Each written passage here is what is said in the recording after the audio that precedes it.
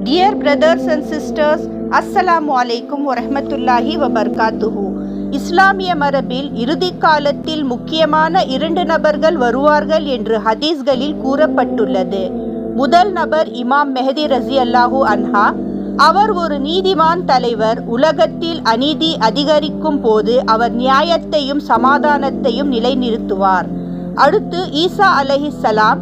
அவர் அல்லாஹ்வின் தூதர். அவர் மீண்டும் பூமிக்கு வருவார் என்று நம்பப்படுகிறது.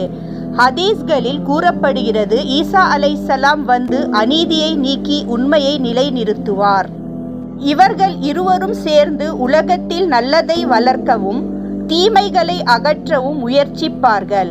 இந்த கதைகளின் முக்கிய பாடம் என்ன? நாம் நல்ல மனிதர்களாக வாழ வேண்டும். நேர்மை, நீதி, கருணை இவைதான் முக்கியம். அல்லாஹ் நம்மை நேரான பாதையில் நடத்துவானாக. ஆமீன். ஷேர் செய்யவும்.